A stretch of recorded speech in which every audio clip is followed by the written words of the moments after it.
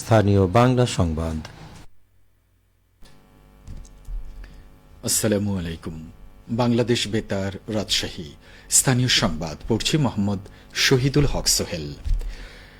রাজধানীর উত্তরার milestone school and কলেজে প্রশিক্ষণ বিমান বিধ্বস্তের ঘটনায় নিহতদের রুহের মাগফিরাত ও আহতদের সুস্থতা কামনায় রাজশাহী বিভাগের বিভিন্ন জেলার মসজিদে বিশেষ দোয়া অনুষ্ঠিত হয়েছে।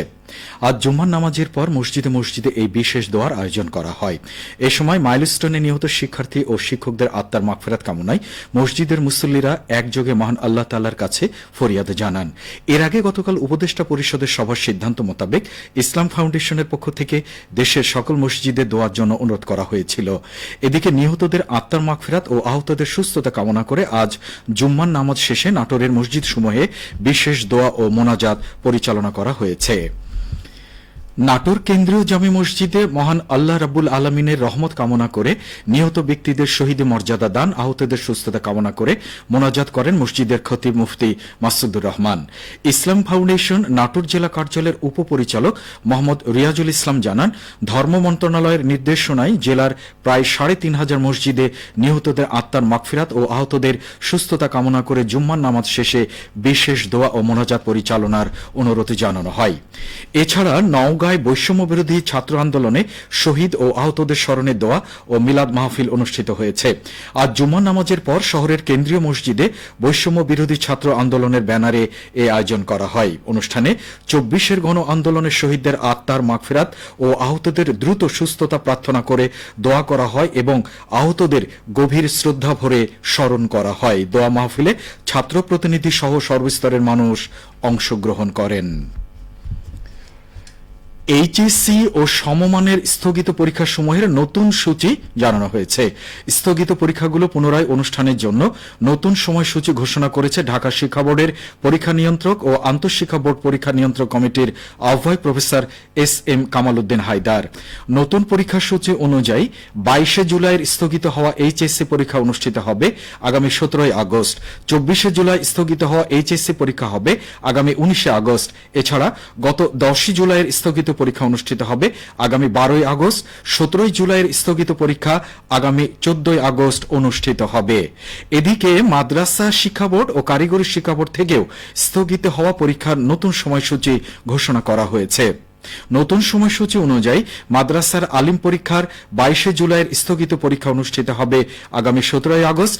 ২৪ জুলাইয়ের পরীক্ষা হবে ১৯ আগস্ট। ১৫ জুলাইয়ের পরীক্ষা হবে ১৩ আগস্ট এবং ১০ জুলাইয়ের পরীক্ষা অনুষ্ঠিত হবে ১৪ আগস্ট।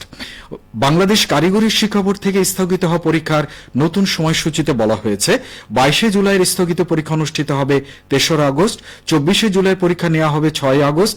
১৭ জুলাইয়ের পরীক্ষা হবে ১৪ আগস্ট এবং ১০ জুলাইয়ের পরীক্ষা ৩০ জুলাই অনুষ্ঠিত হবে। জুলাই গণঅভ্যুত্থানে শহীদদের স্মরণে নাটোরের সিংড়ায় বৃক্ষরোপণ কর্মসূচি পালন করা হয়েছে। আজ সকালে চলনবিল গেট এলাকায় এই কর্মসূচি আয়োজন করে স্থানীয় পরিবেশবাদী সংগঠন চলনবিল জীববৈচিত্র্য রক্ষা কমিটি। সংগঠনের সভাপতি অধ্যাপক আখতারুজ্জামান ও সাধারণ সম্পাদক সাইফুল ইসলামের নেতৃত্বে বৃক্ষরোপণ কর্মসূচিতে অর্ধশতাধিক ফল ও ঔষধি গাছের চারা রোপণ করা হয়।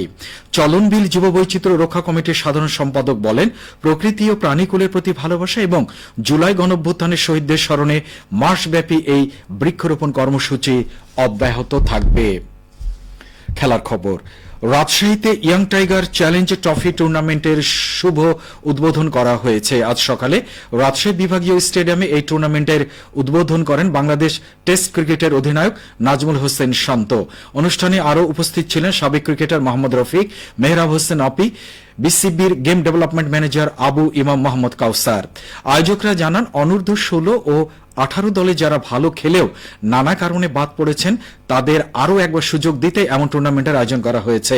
আয়োজনে এ এবং বি দুটি গ্রুপে বিভাগের ৮ জেলাকে ভাগ করা হয়েছে।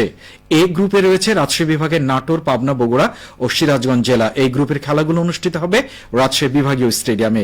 এদিকে বি গ্রুপে রয়েছে রাজশাহী বিভাগের রাজশাহী, চাঁপাইনবাবগঞ্জ, জয়পুরহাট ও বগুড়া জেলা। এই গ্রুপের খেলা অনুষ্ঠিত হবে বগুড়ার শহীদ চান্দু স্টেডিয়ামে। রাজশাহীর মাঠে প্রথম দিনে উদ্বোধনী খেলায় অংশ নেয় নাটোর ও সিরাজগঞ্জ জেলা। এদিকে বগুড়ায় ইয়াং টাইগার চ্যালেঞ্জ ট্রফি উদ্বোধন হয়েছে। শহীদ চান্দু স্টেডিয়ামে বগুড়ার জেলা প্রশাসক হোসনা আফরোজা এই টুর্নামেন্টের উদ্বোধন করেন। এ সময় জাতীয় ক্রিকেট দলের সাবেক অধিনায়ক হাবিবুল বাশার সহ বিসিবির ঊর্ধ্বতন কর্মকর্তারা উপস্থিত ছিলেন। সবশেষে আবহাওয়া। আজ রাজশাহীতে সর্বোচ্চ তাপমাত্রা ছিল 34.5 ডিগ্রি সেলসিয়াস এবং সর্বনিম্ন 25.5 ডিগ্রি সেলসিয়াস। এ সময় বাতাসে আপেক্ষিক আর্দ্রতার পরিমাণ ছিল 71%। রাজশাহী ও পার্শ্ববর্তী এলাকায় আগামীকাল সূর্যোদয় হবে ভোর 5:30। সংবাদ শেষ হলো। আমাদের পরবর্তী স্থানীয় সংবাদ শুনবেন আগামীকাল সকাল 8:10।